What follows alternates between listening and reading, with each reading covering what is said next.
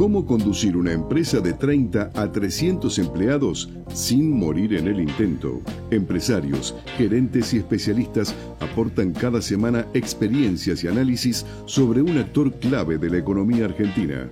M de Medianas, con la conducción de la consultora Marianela Labate y el periodista Carlos Liaskovich, muestra soluciones y herramientas concretas para empresas que ya no son pequeñas, que se han profesionalizado y que quieren seguir creciendo de un modo sustentable. Los lunes, a las 14 horas, por Radio Cultura.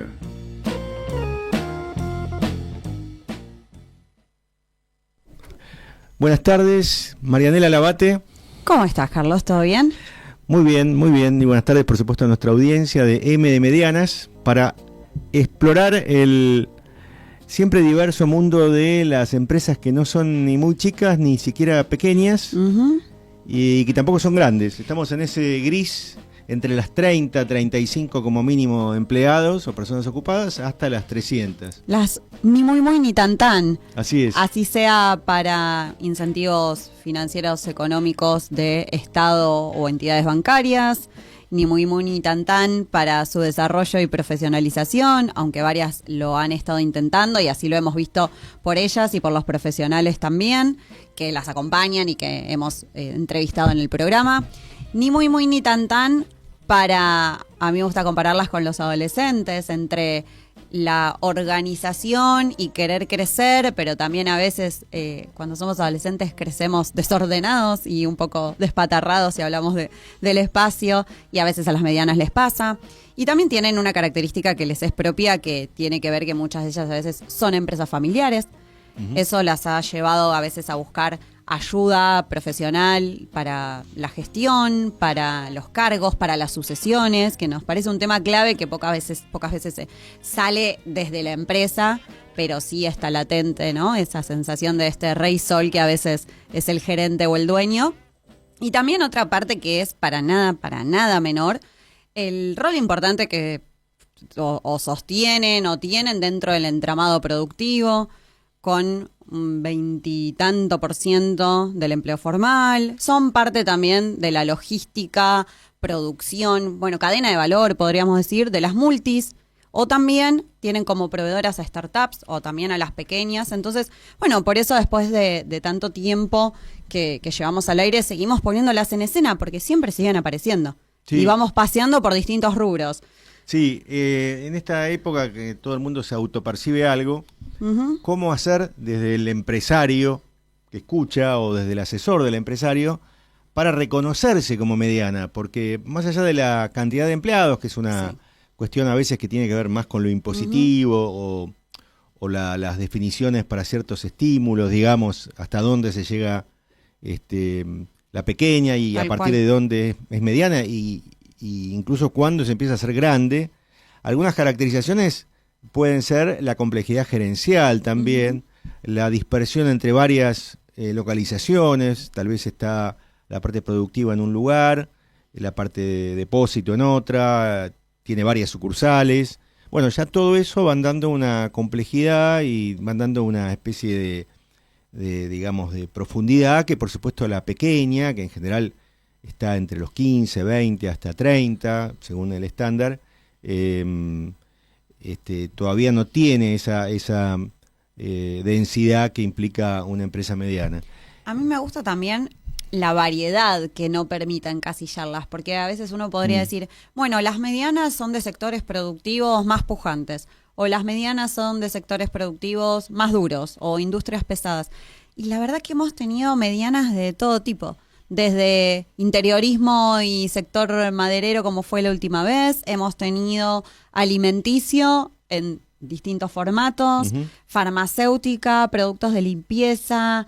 Es como, no es que las medianas solo crecieron hasta cierto punto y dentro de un sector industrial, sino que han como crecido en variedad y en distintos sectores que a veces quizás parecían un poco más difícil progresar o llegar a tener una empresa grande. Y me parece que eso también es lo que hace que también sea difícil, porque si las medianas se concentrasen en un único sector, con un poco de atención sería más fácil. En cambio siguen sumando complejidad y desafíos a este ADN tan particular que tienen.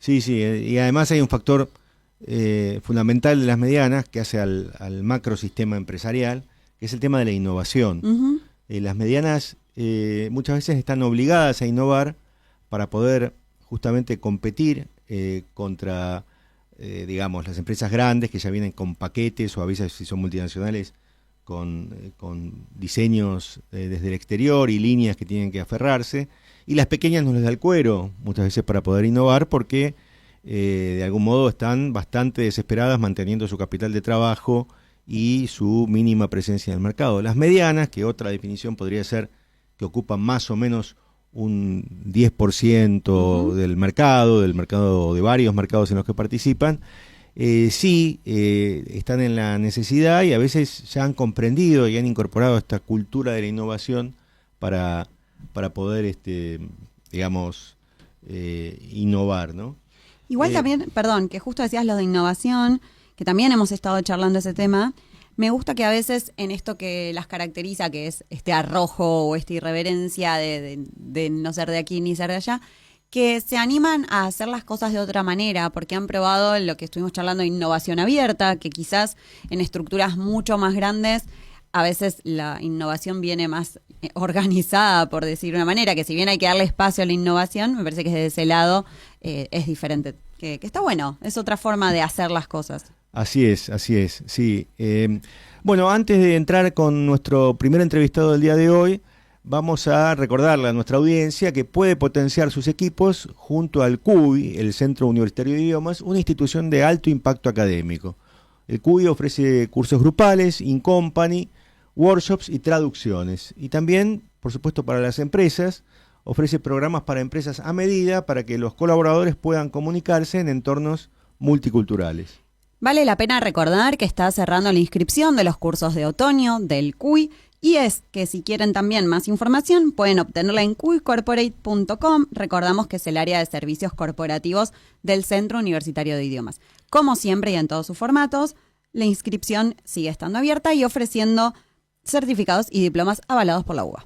Bien, bueno, mientras esperamos la conexión en el Zoom, porque nuestros invitados de hoy, nuestros entrevistados de hoy, no van a estar presenciales, vamos a conectar, nos falta tirar el coaxil. Nos falta el coaxil. Se instaló el otoño y estamos revolucionados. Podemos recordar nuestras redes sociales.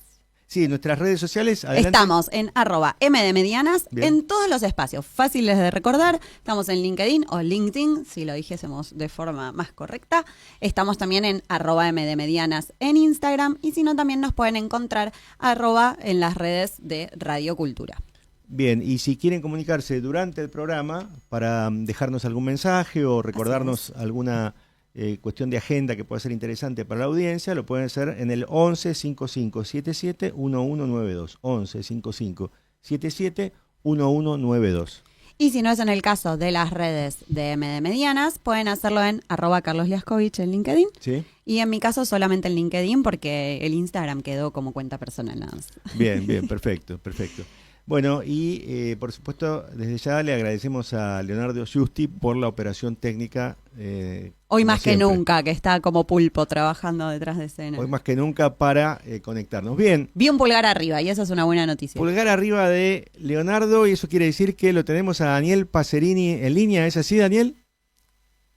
Hola, ¿qué tal? ¿Cómo les va? Buen mediodía. Igualmente Daniel. Bueno, Daniel, para por supuesto los mediterráneos es una figura ultra conocida para los cordobeses, pero nosotros vamos a presentarlo al público porteño. Daniel Pacerini es el intendente de la ciudad de Córdoba, nada menos. Sí, así es, desde hace 2 años y 3 meses. Sí, bienvenido a M de Medianas.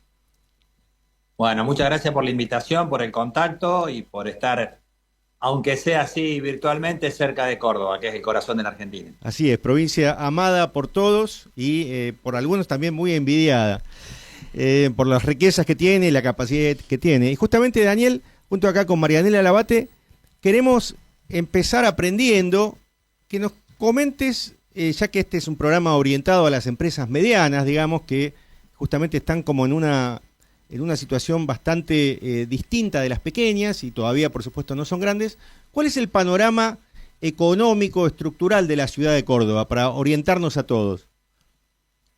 Bueno, Córdoba estructuralmente es una ciudad desarrollada, una ciudad universitaria, una ciudad industrial, una ciudad que tiene un patrimonio histórico envidiable, que la hace también muy atractiva desde lo turístico. Y hoy todas esas actividades, lamentablemente, están muy amenazadas por la crisis económica que atraviesa la Argentina, donde obviamente quienes están en la comunidad universitaria están siguiendo con mucha preocupación el desenlace del incumplimiento de la ley de financiamiento universitario, Claro. que el gobierno nacional, a pesar de haber sido una ley ratificada por el Congreso, no la está cumpliendo y eso genera mucha incertidumbre. Aquí hay una comunidad universitaria de miles de estudiantes que vienen de distintos lugares de la Argentina y de Latinoamérica, y obviamente la comunidad está integrada por docentes y no docentes que hace 2 años están con la incertidumbre de su futuro laboral y con ingresos que están en caída.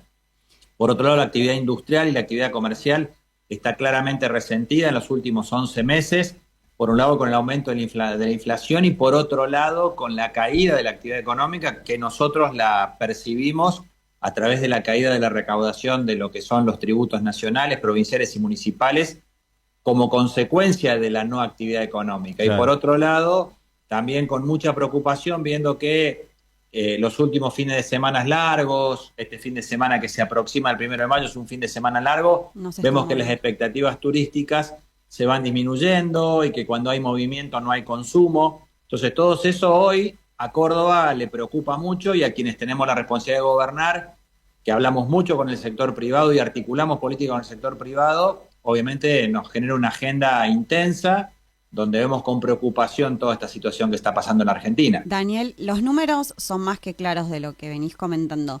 ¿Y qué escuchás del empresariado local? ¿Cuáles son sus preocupaciones hoy? Más allá de que está claro que es no vendo, pero ¿qué más hay detrás? ¿Cuáles son los miedos que ellos empiezan a afrontar?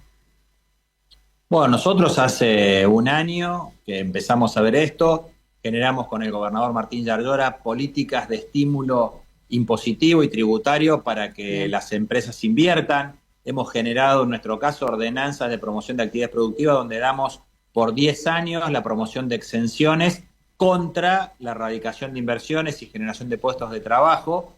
Y eso en algunos rubros está funcionando muy bien y en otros es el único sostén de alguna inversión. Pero no estamos viendo lo mismo desde el sector nacional. Es decir, hoy estamos viendo, por ejemplo, que el impuesto a los combustibles, que es lo que grava quizá el insumo que se usa en todas las actividades, el 35% de la carga de un litro de nafta o de gasoil se le está llevando a la nación y no está volviendo. Y los sectores emprendedores, los empresarios, sobre todo el sector de la pequeña y mediana empresa, están muy preocupados porque se están cayendo las ventas, se caen los pedidos y empieza la incertidumbre. Hay muchísimas empresas que están hoy suspendiendo actividades, acortando horas de trabajo y literalmente en muchos casos, que es la peor de las noticias, están suspendiendo gente o cerrando pequeñas y medianas empresas. Eso nos preocupa mucho, estamos siguiendo esto muy de cerca porque vos sabés que en una ciudad la primer puerta que una persona que se queda sin trabajo o una familia que no puede pagar el alquiler es la de la municipalidad. Lo vemos en nuestro sistema de salud que va incrementando mensualmente desde hace 1 año y medio la cantidad de gente que viene a la consulta, no porque se haya incrementado la población, sino porque gente que ha perdido la obra social o perdió la prepaga y la primera y única respuesta que tiene es la del centro de salud municipal y eso se está viendo en Córdoba y se está viendo en toda la Argentina porque mira, estuvimos con intendentes de todo el país en Tucumán la semana pasada y todos planteamos y vemos el mismo escenario y me parece que bueno, está faltando una reacción de la política económica del gobierno nacional para que empiece a atender esto. Creo que no hay que hablar solo de la cuestión financiera, sino que hay que adentrarse en lo que es un plan de desarrollo productivo, que es lo que le está faltando hoy a la Argentina. ¿Cuáles serían, si vos pudieras decidirlo, las 3 primeras o las 3 principales medidas que debería tomar el gobierno nacional para ayudar a un municipio como la ciudad de Córdoba? Bueno, mirá, primero que no soy quien, yo siempre soy muy respetuoso del rol que juega cada uno, pero sí, esto es un clamor generalizado, reitero, y lo dicen todos los intendentes, de todas las provincias y de todos los partidos políticos, porque creo que acá me parece que está el tema central de esta oportunidad en la Argentina. A la Argentina le hace falta federalismo y pluralidad. Y yo creo que lo que hace falta es que nos escuchen, que se interprete lo que le está faltando hoy reitero, no hablo solamente por mí, y no soy vocero ni representante de los intendentes, pero Sí, todos los intendentes cuando nos juntamos en las últimas reuniones nos está pasando esto. No estamos encontrando que se nos escuche, nosotros entendemos también que la Argentina hace ya varios periodos presidenciales que viene equivocando el camino y, por ejemplo, la distribución de los ATN debería ser equitativa, de acuerdo a la cantidad de habitantes, y no como pasó en gobiernos anteriores, y este lo repite con billetera y látigo. Creo que bajar el impuesto a los combustibles, distribuir equitativamente los ATN, son dos proyectos de ley que los intendentes de todo el país le hemos presentado y que vamos a ir al Congreso a plantearlos y a luchar por ellos, porque creo que son dos medidas que pueden empezar a ayudar y que obviamente ojalá el gobierno entienda, recupere la capacidad de diálogo. Hace 11 meses que el activo más importante político que tenía el gobierno del presidente Milei, que era bajar la inflación, no está sucediendo. Hace 11 meses que la inflación no deja de subir y eso impacta y negativamente y directamente en todas las actividades. Y eso nos está perjudicando a los que estamos gobernando donde vive la gente, que son las ciudades y los pueblos. Claro. Si bien sabemos que el contexto es complejo, si tuvieses que elegir o pensar cuál podría ser un sector clave de desarrollo para poder acompañar en Córdoba, ¿cuál sería? Porque sabemos que está siempre presente el agro, desarrollar polo tecnológico. ¿Dónde podría haber una apuesta para un empresario que quiere invertir en la provincia? Córdoba tiene afortunadamente una enorme versatilidad y una cantidad importante de sectores que son dinámicos. Bien. La economía del conocimiento quizás en los últimos años ha sido el de mayor expansión y Córdoba en eso tiene una ventaja comparativa porque tenemos muchas universidades y hay mucha capacidad de formación de mano de obra calificada. Ni hablar la construcción. Hoy Córdoba está sosteniendo con mucho esfuerzo la provincia y la ciudad la obra pública, que da empleo directo a mucha gente y también indirectamente a muchos sectores que dinamizan la economía. Pero con lo que hacemos nosotros solos no alcanza. El sector automotriz está necesitando que mejoren las reglas de juego para poder dinamizar las exportaciones. El agro, ni hablar, que es una potencia económica, que obviamente si el gobierno eliminara las retenciones, esto redundaría en mejores inversiones que generarían mayor cantidad de puestos de trabajo. Hay muchísimas cosas. Yo soy muy respetuoso del lugar que me toca ocupar, pero estoy viendo desde este lugar que nuestra ciudad estaría mucho mejor si la nación empezaría a tomar políticas públicas que reactiven el consumo, que reactiven la producción, que dinamicen la economía. Todos sabemos la enorme cantidad de dificultades que había en la Argentina el día que asumió este gobierno, pero también sabemos que las dificultades las padecemos todos y que todos tenemos que ser escuchados. A todos nos eligió la gente y los intendentes concretamente, que es el rol que me toca ocupar a mí, nos estamos juntando y estamos planteando esto y lo hacemos de la manera más democrática porque, reitero, acá no hay un reclamo partidario, sino que hay un reclamo que es federal y es muy plural porque hay intendentes radicales, peronistas, del PRO, y todos estamos padeciendo lo mismo porque la gente que vive en nuestras ciudades lo padece. Fíjate lo que está pasando con el PAMI, que es muy grave y que es un problema que también agrava toda la situación en todas las localidades porque obviamente todas esas personas nosotros no le damos una excusa, le damos una atención médica y eso requiere que tengamos que invertir porque esa gente estaba atendida en otro lugar que ha cerrado porque no le están pagando y eso es muy grave y muy doloroso. Desde el punto de vista de las políticas públicas que están en tu ámbito, digamos, por el poder de compra municipal, ¿cómo dirigen esta compra pública para tratar de potenciar o de aliviar la situación de algunas empresas o de alguna mano de obra que está ociosa o que no ha perdido su empleo? Bueno, nosotros priorizamos obviamente a todos los proveedores locales y también en muchos casos con obras que pueden ser ejecutadas a cooperativas de trabajo. En situaciones de este contexto no hay que perder de vista a los eslabones más débiles de la cadena, que son los que primero salen de circulación ante una crisis. Así que obviamente tratamos de contemplar esas situaciones y obviamente siempre priorizamos en igualdad de ofertas a proveedores locales que son de calidad, que son competitivos y que son de acá. Cuando hablabas antes del turismo, la ciudad de Córdoba en sí, digamos, no es tan vista como un punto turístico, sino como un lugar de mucha industria, mucho desarrollo tecnológico. ¿Qué ventajas tiene la ciudad de Córdoba misma para la oferta turística, que a veces es un poco desconocida para el público que está más lejos?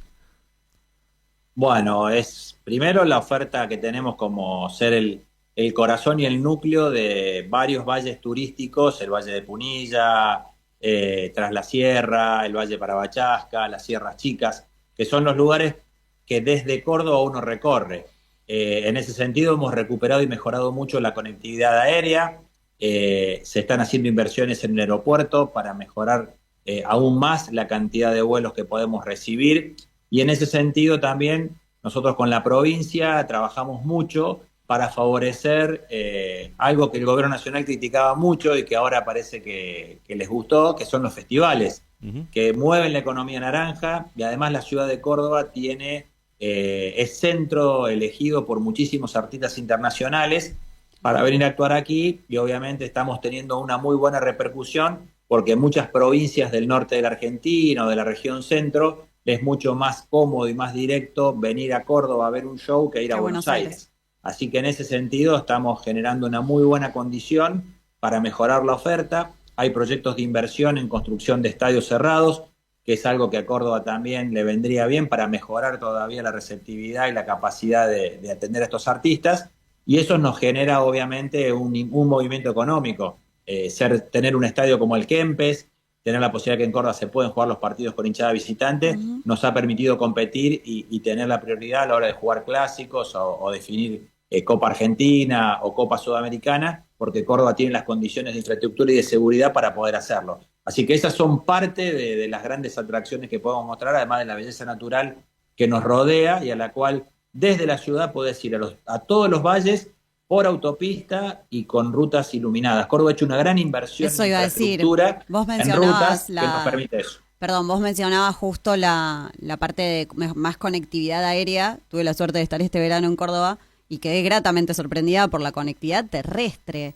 Y eso hace que circule también la gente de Córdoba, porque hay otras provincias donde el turismo interno tampoco está tan motivado. A todos nos gusta ir desde otros... Bueno, yo soy Bariloche, pero para mí la conectividad en el sur no es tan sencilla. Además de que las distancias son notorias. En Córdoba, donde vayas, te encontrás gente de Córdoba también. Y eso creo que también es un atractivo o un valor agregado. No te tenés que ir mucho más lejos de tu provincia. Estando en las condiciones complicadas, me parece que poder vacacionar es un valor fundamental también.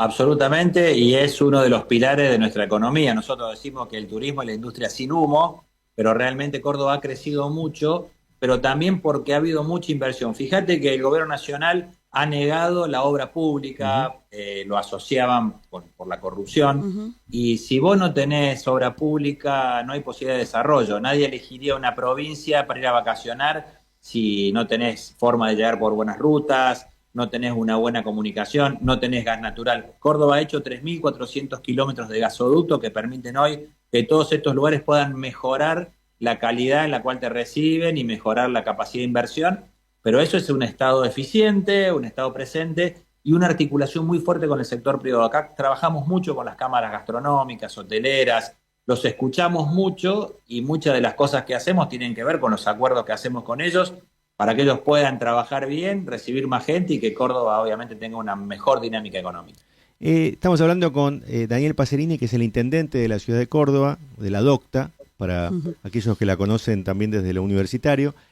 Daniel, te cambio de sector. Respecto del clúster tecnológico que tiene Córdoba y todas las derivaciones, ¿esto combina, digamos, la nueva economía con la economía industrial tradicional de las automotrices, de tanto metalmecánica, digamos, agromecánica? ¿Cómo se vinculan todos estos sectores? ¿Cómo conviven bajo el mismo cielo, digamos, y bajo el mismo municipio?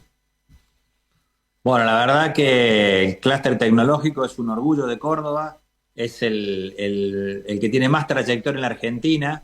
Hace 25 años, este año el clúster cumple 25 años, está organizando un gran evento que lo vamos a hacer en el último trimestre del año, donde los vamos a acompañar. Nosotros estamos orgullosos porque emplea mucha gente, hay mucha inversión de capital y comenzó a desarrollarse en el 2001.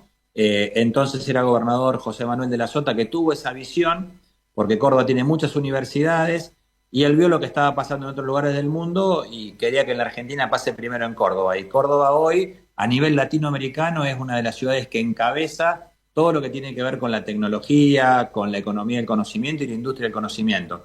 Así que tenemos una enorme cantidad de empresas, hay mucha generación de mano de obra. El desafío de hoy es la inteligencia artificial. Somos la primer ciudad de la Argentina que ha desarrollado un programa de inteligencia artificial para todo lo que es la gestión municipal, que lo estamos presentando ahora, que se llama justamente Midocta. Y obviamente la articulación que tenemos con ese sector es muy potente y obviamente estamos orgullosos justamente de que esto no sea una paradoja, ¿no? Pero toda la articulación que tenemos con el sector privado para nosotros es una de las mejores políticas públicas porque le damos sostenibilidad en el tiempo y garantía de que puedan desarrollar una inversión y que no le vamos a cambiar la regla de juego. Daniel, nosotros siempre tratamos de recorrer un poquito el currículum de los entrevistados y tu currículum es bastante sorprendente porque vos cambiaste el guardapolvo blanco y el estetoscopio por la política. Estudiaste medicina y desde joven, pero supongo que habrás ejercido la medicina, no sé qué especialidad tenés. Fuiste primero concejal en Cruz Alta, que es un pequeño pueblo, digamos, me animo a decir, una ciudad pequeña cerca de Santa Fe. Y después, bueno, cambiaste un poco de profesión, cambiaste de lugar. ¿Cómo fue este recorrido, primero desde lo médico hasta lo político, con el antecedente, por supuesto, histórico en Córdoba de Arturo Illia? Y luego de una pequeña ciudad a la gran ciudad del interior, digamos, de Mediterránea Argentina. Bueno, en primer lugar, yo llegué a la política desde la medicina, tengo 2 especialidades, soy médico generalista y soy toxicólogo, es algo que me gusta de los 5 años y obviamente al conocer muchas realidades de mucha comunidad que lamentablemente padecía postergaciones y no podía resolver su problema de salud, era claramente porque entendía que desde la política podía hacer algo más. Así que hice todo ese recorrido que contaste y estoy convencido de que es el mejor recorrido que uno puede hacer.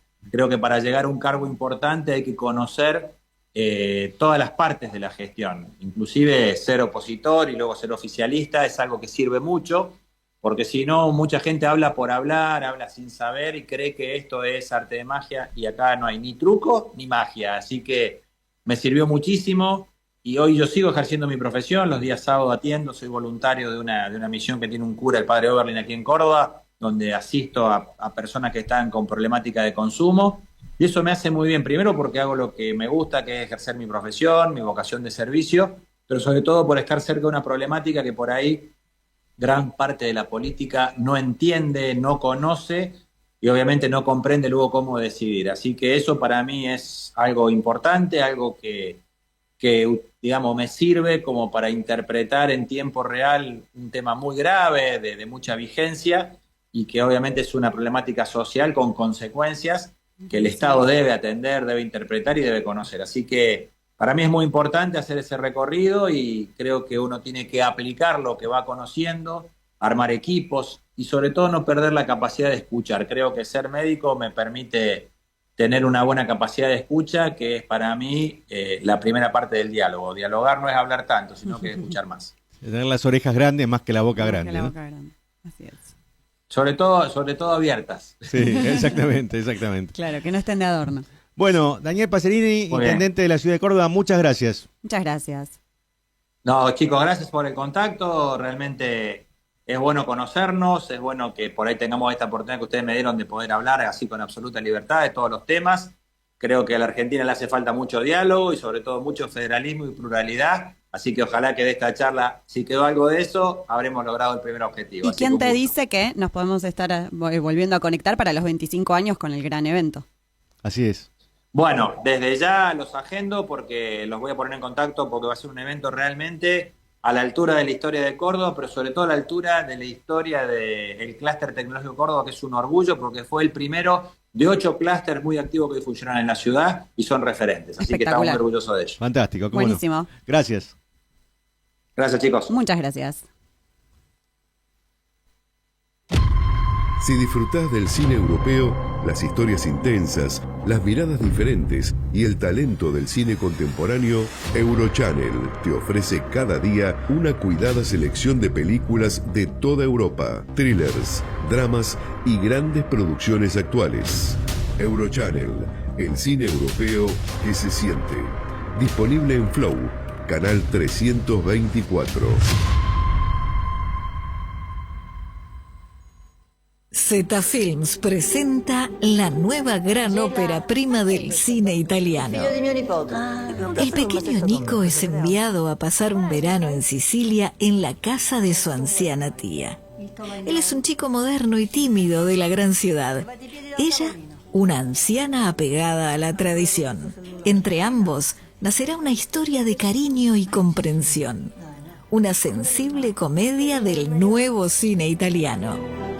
Un film de Margherita Spampinato. Gioia Mia, un verano en Sicilia. Ganadora del premio especial del jurado y del premio a la mejor actriz en el poderoso Festival Internacional de Cine de Locarno.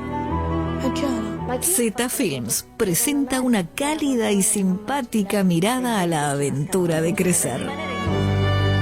Gioia Mia, un verano en Sicilia. Sensacional estreno, jueves 2 de abril, solo en cines. Radio Cultura. Escucha nuestra programación en vivo en fmradiocultura.com.ar.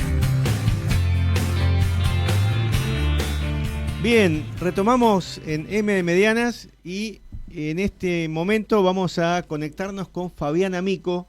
¿Qué tal, Fabián? ¿Cómo estás? ¿Qué tal? ¿Cómo les va? ¿Me escuchan ahí? Espectacular. Te escuchamos muy bien. Muy bien. Ah, fenómeno. Siempre te traemos con contextos fáciles, Fabián. Sí. Siempre. Pero si fuéramos felices, viste, con la economía sin problemas, estaríamos todos haciendo terapia, viste. Recién le decía a Carlos, ¿no? siempre con preguntas tranquilas para que nos pongas al tanto de nuestra coyuntura económica. Fabián es un macroeconomista muy reconocido, con mucha gente formada en sus clases, en sus cátedras, acá en Brasil, en Argentina, en Brasil. Actualmente estás también con mucha actividad académica, ¿no, Fabián? Sí, la verdad que sí, estoy haciendo cosas justamente con colegas brasileños también y bueno, viendo cómo se desarrolla la cuestión, digamos. Bueno, Fabián, yendo al punto o al tema que cada 6 meses nos inquieta, si fuera por la situación te deberíamos llamar una vez por mes, pero claro, tampoco vamos a abusar de la paciencia. Podemos pedirles audios grabados y los reproducimos después en el programa. No importa cuándo escuches esto. Claro. No hay problema. ¿Cómo ves la situación macro, dado el dólar planchado, la situación de la deuda, que es cada vez más explosiva, se puede decir, y por supuesto la actividad económica que está por el suelo, salvo excepciones, digamos? Esta especie de letra K, no con connotaciones políticas, sino por el dibujo de la letra K, pero con un brazo superior muy finito, que demanda muy poca mano de obra y que crece, energía, minería, agro, y un brazo inferior de la K que se cae a pedazos, como la industria en primer lugar, y también la construcción y tantos otros sectores, ¿no? Mirá, empecemos por el final, por ahí después volvemos, pero ahí hay 2 temas que vos mencionaste de los 3, que son más inmediatos, que es el tema de la actividad y el tema del mercado cambiario.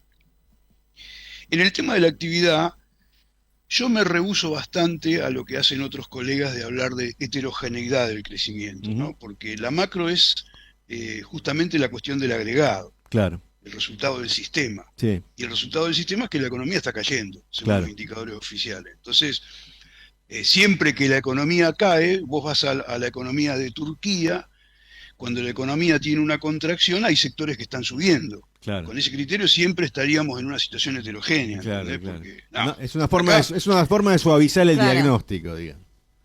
Y claro, de ser condescendiente, hay mucha gente tratando de no ser antipática con el gobierno. Claro. Yo soy respetuoso de eso, pero digamos, la realidad es que Si la economía en 2011 se estancó, había sectores en 2011 que estaban creciendo. Yo no me acuerdo ninguno de estos analistas diciendo que el crecimiento era heterogéneo. Claro. ¿Entendés? Entonces, bueno, se estancó, digamos. Se estancó, cayó, subió, es un indicador agregado. La economía está, según los indicadores oficiales, cayendo. ¿Por qué está cayendo? Porque esa heterogeneidad tiene implicaciones sobre el agregado. ¿En qué sentido?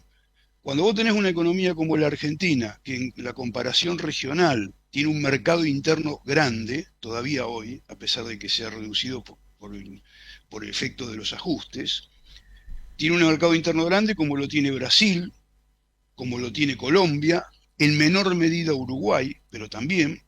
En estos países, cuando vos haces ajuste del gasto público y de los salarios, es muy difícil que la economía pueda crecer, por esta razón, que es estructural. No depende de la elección política o ideológica del gobierno de turno. Claro. Si mañana viene un gobierno peronista, le va a pasar lo mismo. Si quiere crecer a partir de los sectores exportadores, le va a resultar muy difícil. Claro. Y esto es importante tenerlo en cuenta. Lo que vos dijiste, la industria crece liderada por 3 o 4 cosas. Crece porque crece el consumo de bienes industriales que la industria produce. Crece porque crece la inversión pública y eso tracciona sectores que producen insumos básicos para la obra pública, ¿no? Crece porque crecen algunas exportaciones, la industria exporta 20% de su producción, básicamente Brasil, y alguna cosa más. El consumo financiado con crédito puede llegar a afectar una parte, no muy grande, pero una parte importante del producción de bienes de consumo durable, automóviles, por ejemplo, ¿no? Pero vamos, si vos no tenés esas cosas moviéndose, ni la industria ni el comercio crecen, entonces el mercado interno se desploma, entonces es muy difícil que el sector exportador pueda compensar. De hecho, fíjate que no compensa. En Vaca Muerta el empleo está creciendo a tasas impresionantes, pero nadie se entera, claro. Digamos. La minería está cayendo un poco el empleo, el agro genera muy poco empleo. Entonces, para que la economía crezca de manera más o menos sostenida, más o menos normal, como todo el mundo aspira, tiene que crecer la industria, el comercio, la construcción y tiene que crecer el mercado interno. Y eso no es muy compatible con el ajuste macroeconómico en curso. Ese es un primer problema. El otro tema que vos mencionabas que es interesante es el tema del tipo de cambio. Mucha gente puso el foco en el hecho de que históricamente en Argentina, y no solo en Argentina, en América Latina, hay una relación inversa entre el nivel real del dólar, el tipo de cambio real, y el salario real. Es decir, cuando yo devalúo la moneda, como cualquier argentino sabe por experiencia repetida, hay inflación, la inflación provoca la caída de los salarios reales. Y cuando yo mantengo estable el tipo de cambio, por el mismo mecanismo, pero inverso, puede abrir la posibilidad de que el salario real aumente.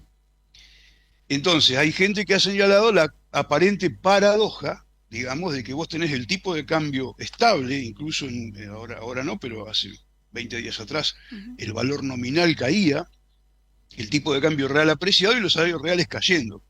¿Qué pasa? Bueno, un amigo mío decía con mucha propiedad, es como decir que la ley de la gravedad no funciona porque los aviones no se caen. Claro. Básicamente, el tipo de cambio, la apreciación cambiaria, está conteniendo la inflación de alimentos, excepto la carne, que podemos hablar aparte de eso, pero el problema es que los precios regulados, en toda la era Milei, crecieron más de 2 veces que la inflación promedio. Claro, es decir, para simplificar en la cabeza la intuición del que nos estás escuchando, es que los servicios básicamente, o el combustible, o las tarifas digamos, de gas, agua, transporte, etcétera, aumentaron mucho más de lo que lo que se llama básicamente la inflación núcleo, la inflación de mercancías, lo hace, con lo cual eso más que compensa el descenso o el freno de los bienes, digamos, transables. Exactamente, y un agregado importante. Si vos tenés que ese sector, precio de servicios regulados, privados y públicos, Sí. es el motor principal de la inflación, quiere decir que lo que te está apreciando el tipo de cambio real es ese factor. Sí. Y ese factor es un factor que lo decide el gobierno. Por eso se llaman precios regulados. Entonces digo, porque hay gente que dice ahora, no, viste, el salario en dólares está muy alto, ¿no es cierto? Entonces hay que ajustar esto, hay gente que está proponiendo una devaluación, vos vas a ajustar el salario y después vas a estar obligado, si querés mantener el valor real de las tarifas, a ajustar las tarifas de los servicios públicos de nuevo.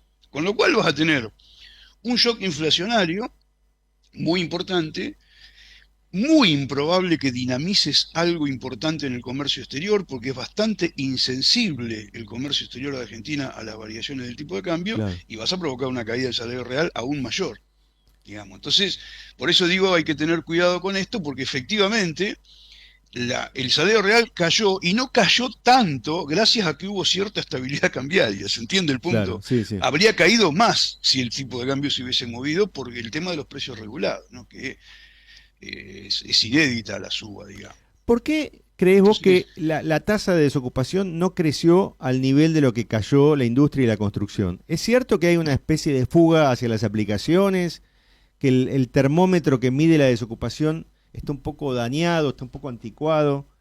¿Cuál sería el fenómeno para que... Que es más cara.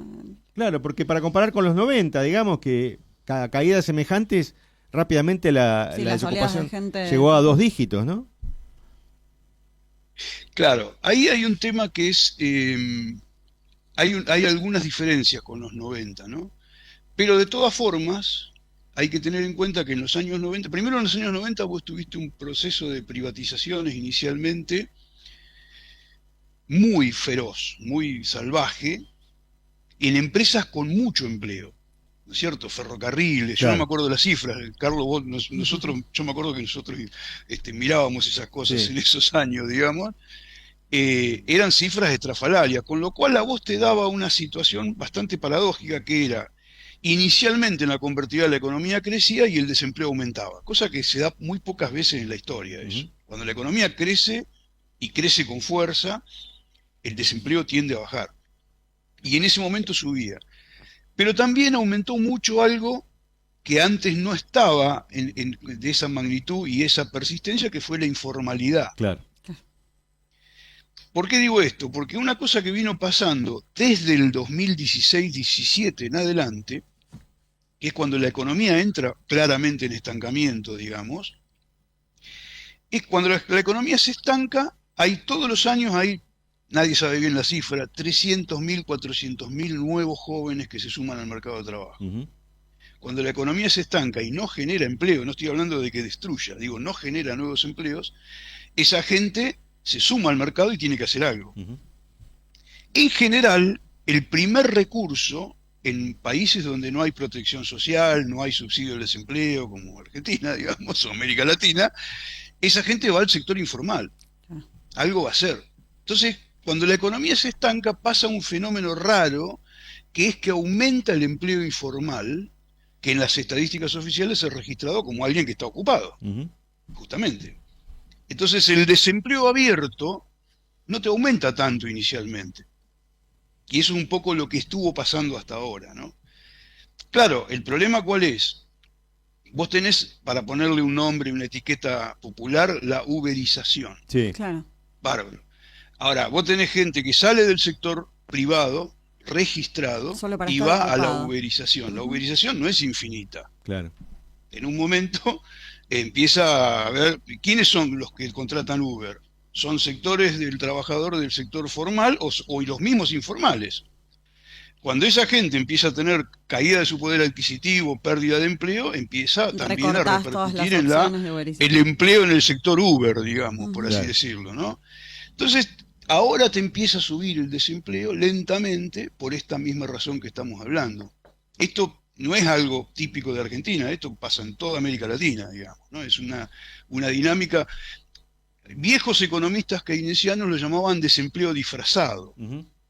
porque esa gente está en trabajo de baja productividad, ganando poco, digamos, y podría, y lo más importante, a diferencia de la visión convencional, es que esa gente capaz que tiene capacitación para hacer un trabajo más productivo y ganar mejor remuneración, y no tiene la posibilidad, No porque tiene no hay, acceso. no hay oferta, digamos, ¿se entiende? Entonces, estuvo pasando eso, y esto abre la puerta de que empiece a subir, como está pasando lentamente, el desempleo abierto. Ujú.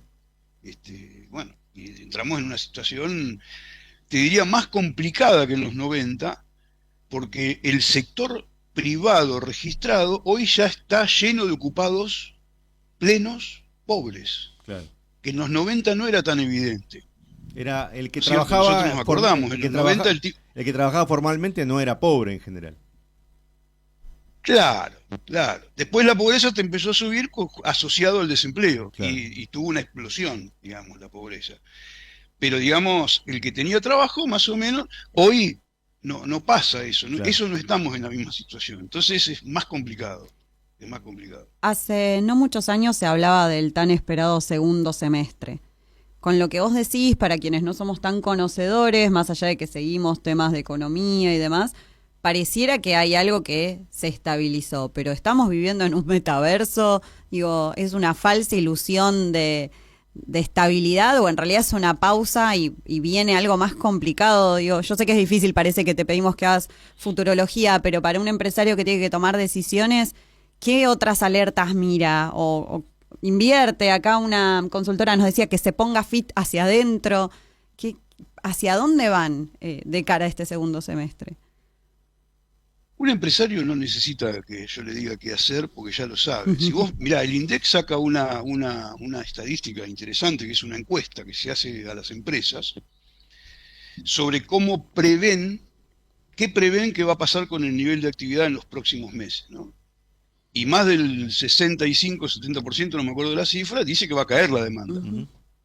Por lo tanto, la consecuencia de eso es, primero, no van a invertir, porque si yo estoy usando mi capacidad instalada al 50%, ¿para qué voy a ampliar la capacidad instalada si estoy usando la mitad?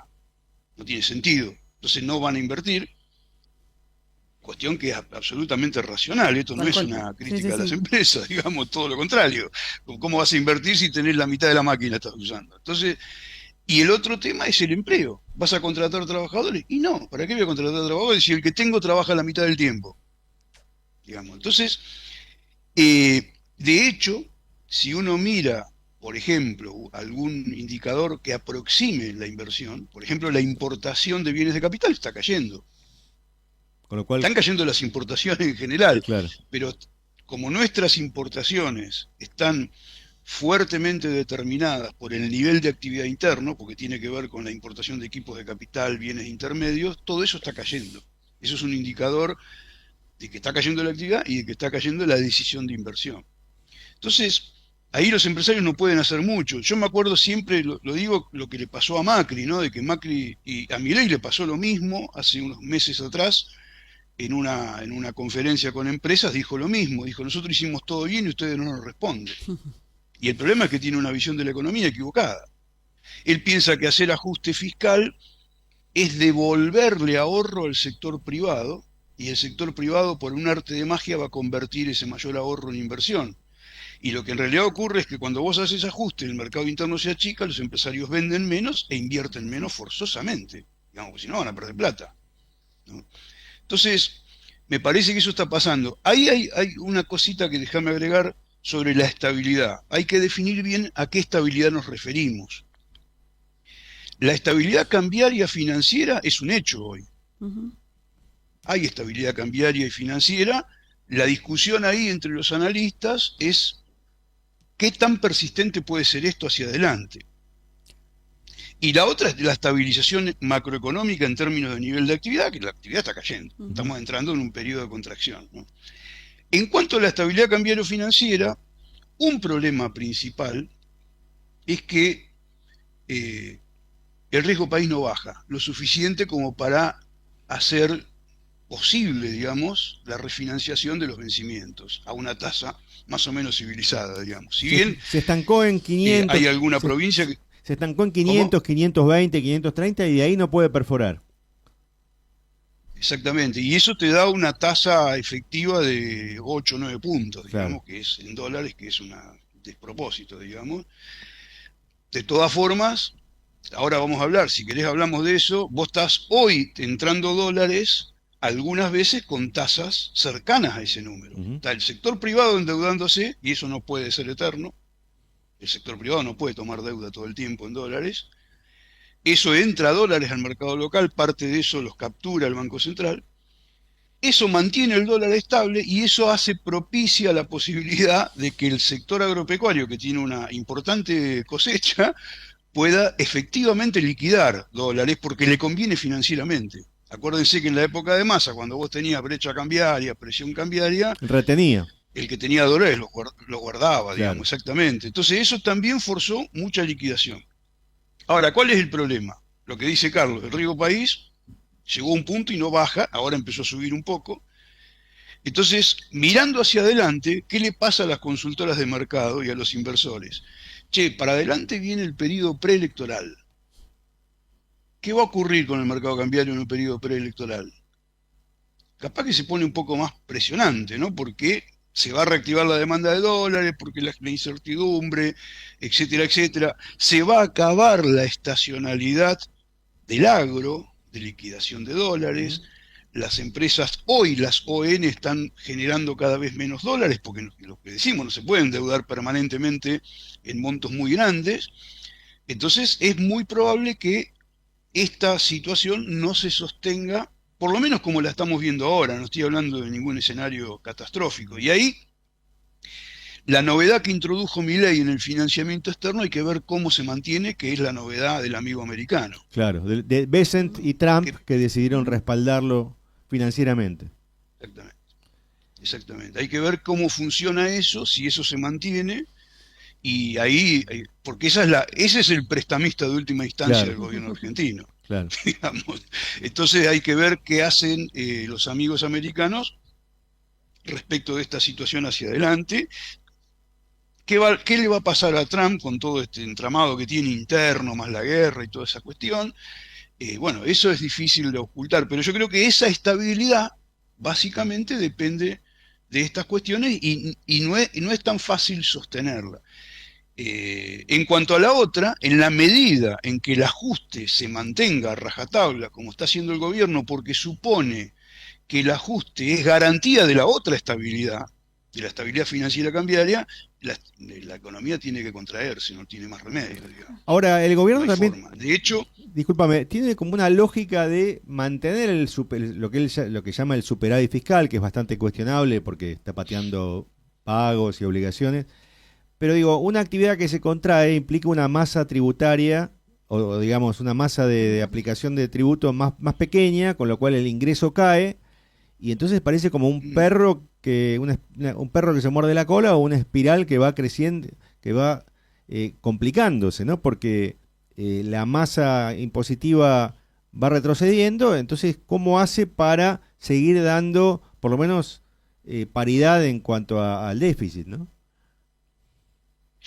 sí, ahí hay otra cosa metida que justamente son dos mecanismos distintos. Cuando el gobierno pretende equilibrar el presupuesto ajustando el gasto público, lo puede conseguir. ¿Por qué lo puede conseguir? No es que va a generar más déficit por caída de la recaudación, porque la recaudación es una T, un porcentaje menor, es un coeficiente menor a 1 que recauda sobre el PBI y el gasto está bajando en 1. O sea, va a conseguir achicar el déficit al costa de caída de la actividad, Claro. como vos bien dijiste. Ahora, ¿cuál es el problema que se suma en nuestras economías en los despegues y en las recesiones? Que la gente en las recesiones, ¿qué hace? Deja de pagar impuestos, Claro. que es algo totalmente distinto a lo que veníamos diciendo en el ejemplo anterior.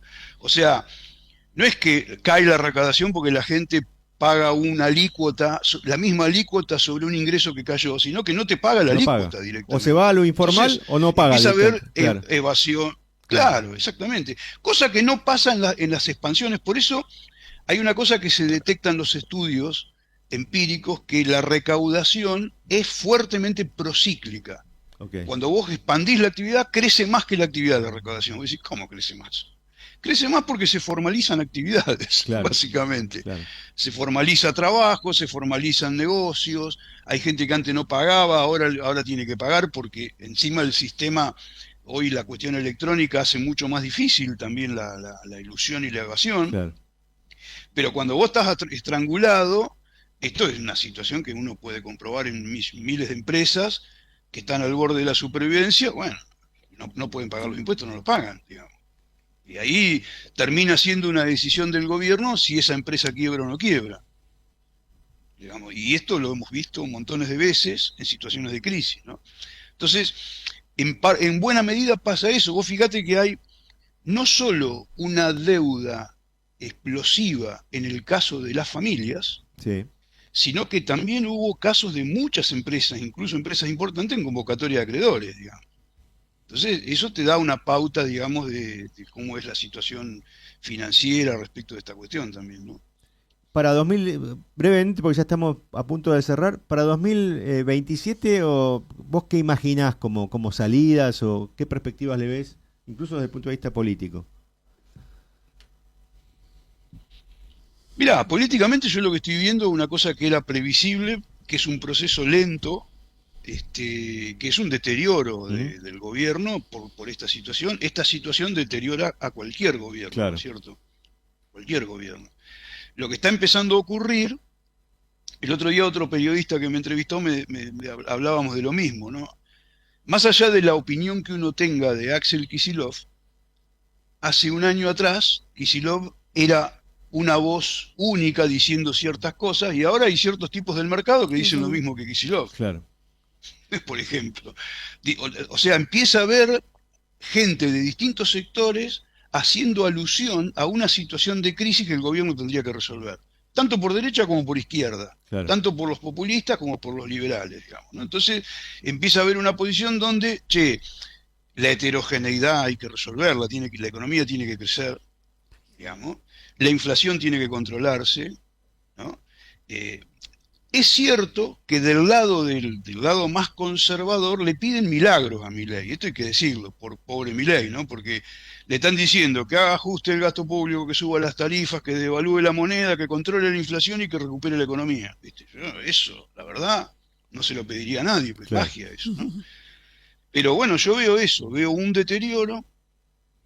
Es muy probable que, y ahí agrego esto rápidamente, así cierro, lo del riesgo político. Yo creo que hay un abuso, digamos, excesivo de la figura del riesgo político, porque Milei va a llegar al final de su gobierno y no pudo bajar el riesgo país, y eso es culpa del riesgo político. Estuviste 4 años, no pudiste bajar si el gobierno no puede bajar el riesgo país y volver al mercado y refinanciar la deuda, es un problema de la política del gobierno. Lógico, lógico. Y esto es lamentable, pero esto es una lección también para los opositores, Seguro. para que tengan cuidado, digamos. Hay que acordarse que el gobierno de Cristina Kirchner en 2015, un gobierno, podríamos decir, odiado por los empresarios y por los poderes financieros internacionales, tenía un riesgo país de 500 puntos básicos. Claro. O sea, ¿cómo es? 11 el mismo años, riesgo país que tenemos ahora que no podemos bajar. 11, 12 años pero no después. tenía la deuda. Sí, Está claro. muy bueno. No tenía la deuda, claro. Bien. Claro, Bueno, claro. Para mí fue una clase, así que me dediqué a abrir las orejas como dijimos antes.